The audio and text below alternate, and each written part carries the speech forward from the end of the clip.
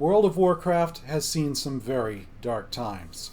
Content droughts, design fiascos, scandals, systems too complex for their own good, and radio silence as community engagement hits an all-time low. And now Final Fantasy XIV and other competitors are closing in. But I don't think this has to be the end of the story for World of Warcraft. What World of Warcraft needs is simpler systems, more content, better community engagement so that the dev teams know what will get players excited to pick up World of Warcraft again. To that end, I have invented a system of my own, a simple system that gives players huge amounts of customization, that lets developers add awesome and useful abilities without fear of spellbar bloat, giving players the ability to upgrade 3 of their spells to be something new. I'm cooking up concepts for 7 of these upgrade spells for every spec. Some of them are returning favorites, some of them are brand new. Either way, Blizzard has my express permission to use every concept I post about in these videos in the comments or on the forums. And if the Blizzard developers are too pressed for time to engage with the community, then I will. I'll get the feedback on this concept, and even if they don't take a single one of my ideas, they'll know what the players want, and most importantly, why. And they can use that to make the game better, because I want this game better. I want WoW to last another decade.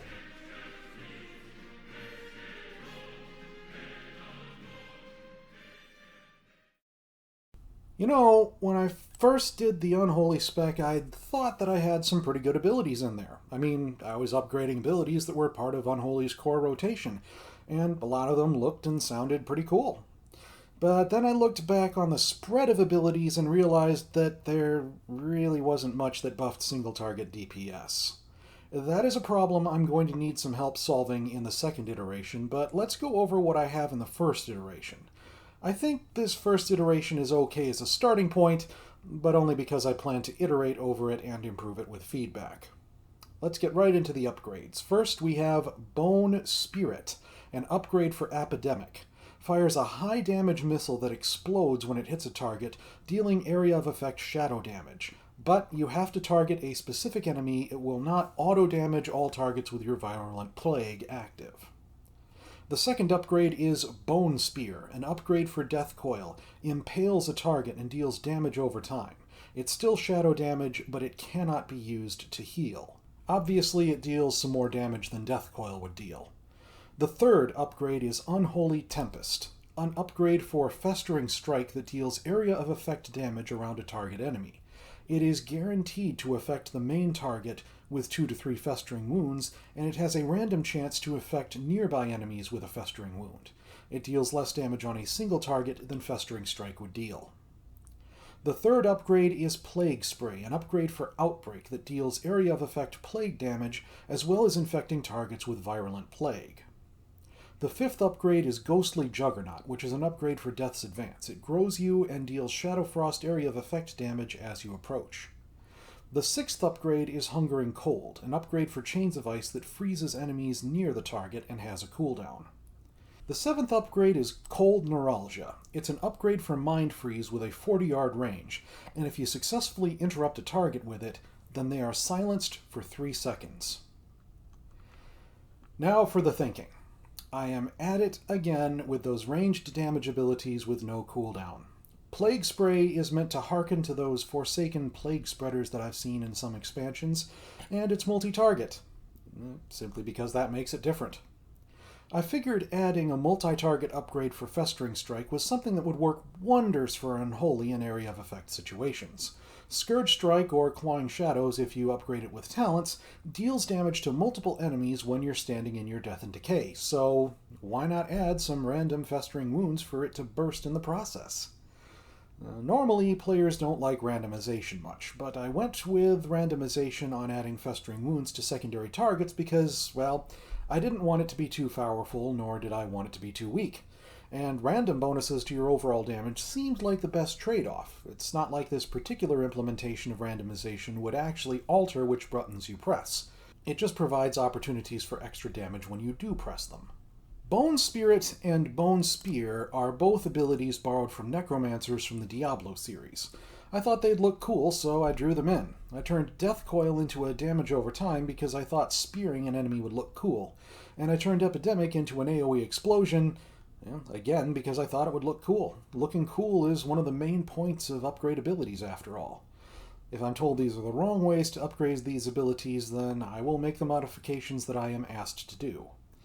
It would have been nice to sneak in the Ruinous Bolt spell somehow. That's a spell that I see plenty of death-themed enemies using. Death Coil would make the most sense for what to replace it with, but I already have Bone Spear upgrading Death Coil, so yeah. Another possibility for what to upgrade is actually Virulent Plague. Not any one active ability, but a debuff. Sometimes I do that kind of thing. There was a disease from Wrath of the Lich King called Ebon Plague. It increased magic damage taken. Maybe Virulent Plague could be upgraded so that you deal additional shadow damage to the target if they've got Ebon Plague on them? That would make Ebon Plague a practical must-have, though, wouldn't it? Hard telling. I mean, one other thought is to have Ebon Plague limited to one target, and then all the other targets have Virulent Plague on them. I figured I should at least bring Ebon Plague up as a possibility. I mean, just because I'm not coming up with any ideas on how to use Ebon Plague doesn't mean other players won't, so talking about it is probably smart. In any case, feedback is appreciated. I should say here that I copied Cold Neuralgia, Ghostly Juggernaut, and Hungering Cold into all 3 Death Knight specs. These are utility upgrades, and I often added utility upgrades when I started running out of ideas or didn't see any more abilities I could upgrade. I don't know how useful these will be, but then again, they could provide space for me to move abilities out so I can bring other players' ideas in. Though, there's a little fun fact here.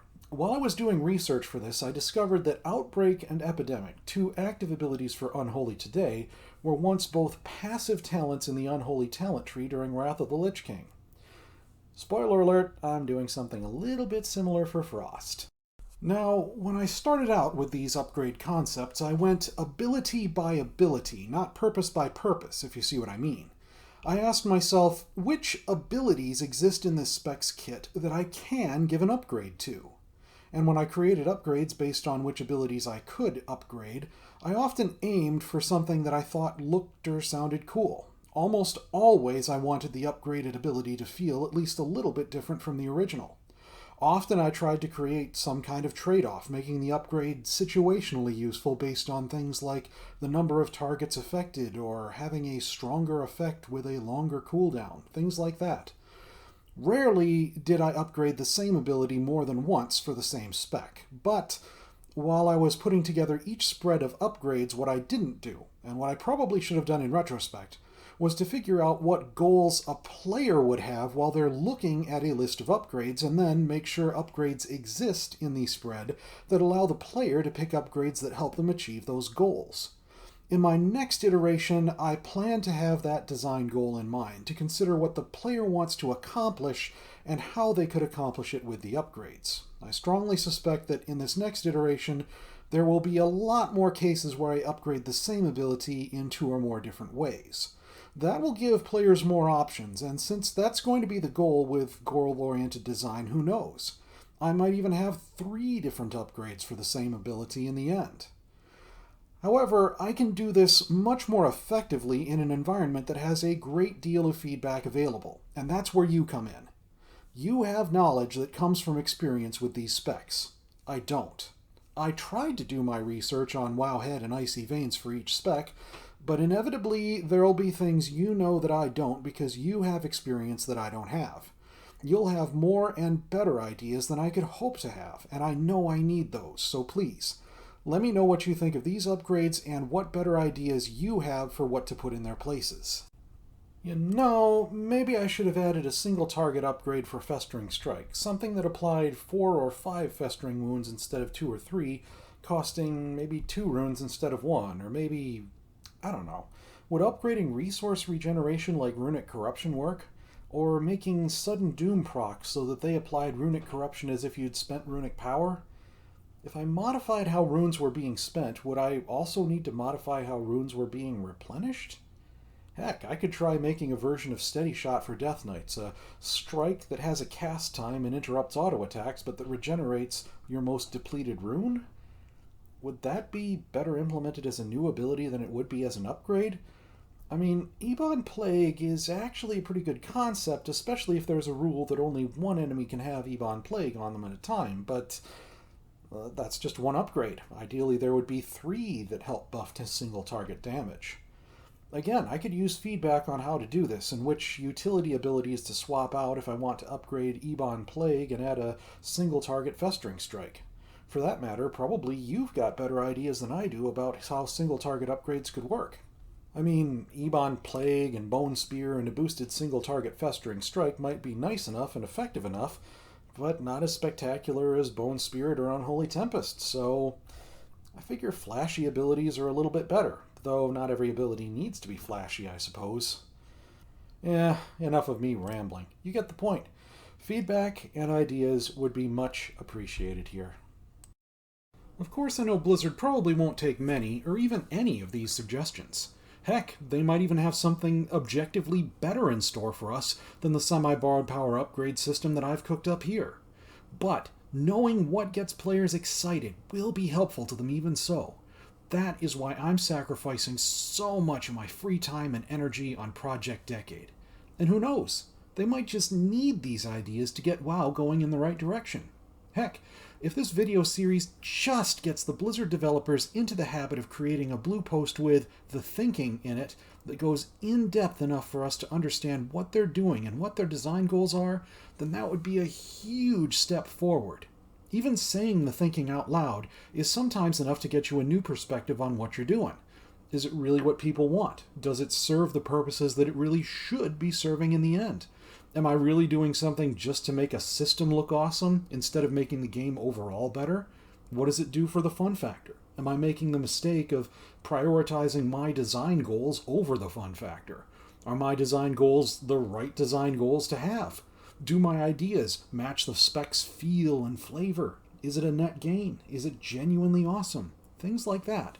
Plus, we just plain need more communication from Blizzard.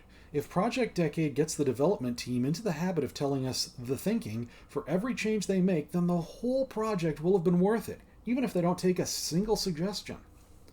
Again, if you see something you don't like bad trade-offs or something you know is counterproductive or useless, or if you've thought of an idea that's better or cooler or more useful than mine, then don't hesitate to let me know. The more details you can provide about why you don't like it and what makes one of my ideas counterproductive or useless, or about why your idea is cooler or more useful than mine, the better. One of the main goals of Project Decade is to give whoever's in charge of class design and player power systems a good idea what appeals to players and what will actually get them excited to get back to WoW again. And the more you can say about the wherefore and the why, the better. I fully intend to iterate on this project and make changes in response to feedback. I know I'm going to make mistakes. Heck, I've already seen mistakes in some of the things that I've done. But if those mistakes generate the kind of discussion that Blizzard needs to hear, so much the better. Blizzard needs to see player engagement, humility, and feedback actually making change in action so they can start doing what needs to be done to turn WoW around. It can be done and it should be done. World of Warcraft can last another decade. So keep the feedback coming, folks. There's one last thing. I began working on Project Decade videos back in July, and considering how many months it has taken, the fact that there are 36 different sets of feedback to curate and compile, and multitudes of decisions to make based on feedback received, ideas others have come up with, and how to weave everything together into a fun, functional, and exciting whole, I don't have a chance in the tramaculum of getting this done in any reasonable length of time unless I get volunteers to help me curate and compile the feedback I'm getting. If you're willing to help curate feedback, please let me know. If I get enough interest, I will set up a Discord server where we can coordinate everything. Thank you in advance for your feedback and support. Let's make World of Warcraft the best game that it can be.